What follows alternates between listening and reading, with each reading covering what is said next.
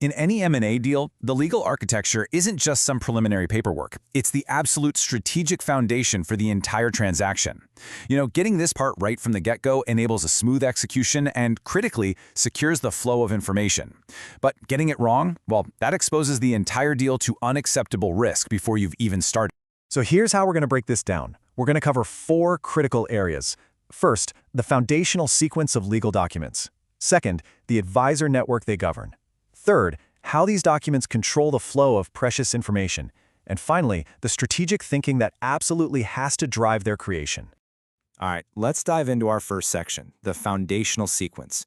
Think of these as the contractual shields that allow everyone to operate securely in what is, let's face it, a very high-stakes M&A environment. So I want to pose a fundamental question here. Where does a high-stakes M&A process really begin?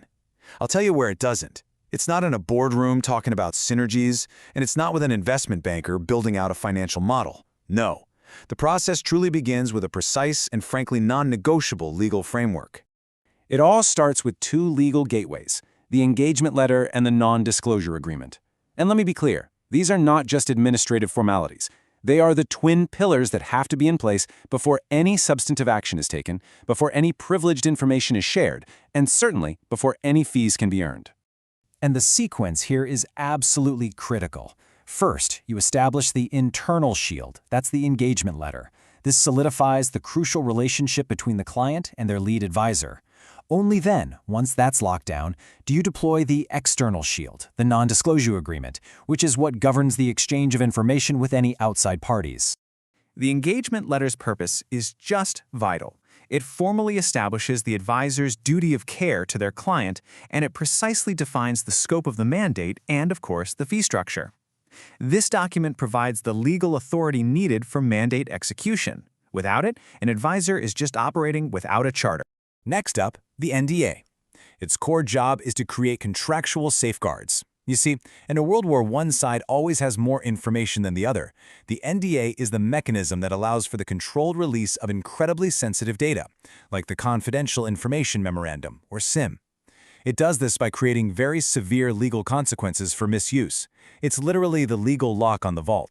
Now, this legal framework also governs the entire advisor network. So in this next section, we're going to take a look at what's called the hub-and-spoke model and see how it organizes that complex web of professionals that every deal needs. You see, the engagement letter does a lot more than just hire a single advisor. It actually formalizes the operational structure for the entire advisory team, what we call the hub-and-spoke model. The client is the hub at the center, and each advisor is a critical spoke radiating outwards. And who are these spokes? Well, you're talking about your investment bankers, your legal counsel, your accounting and tax advisors, and often highly specialized technical or management consultants. Each one brings a distinct and absolutely necessary expertise to the table. So, here's the crucial question. How do you bind this entire network to confidentiality? The answer is through the representatives clause in the NDA. This clause is what extends those contractual safeguards to every single advisor, every single spoke, making sure there are absolutely no weak links in that chain of confidentiality.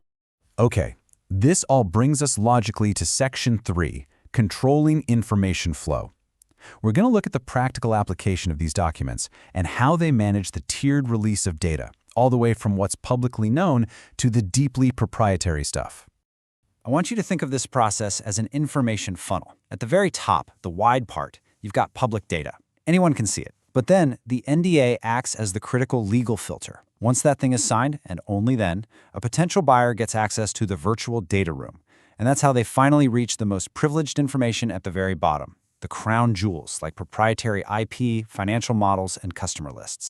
And that leads us to our final and honestly most important section, the strategic imperative.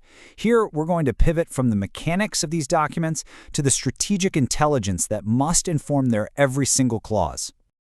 Look, the single most critical error a deal team can make is treating these foundational legal documents like they're standardized boilerplate templates you can just pull off a shelf.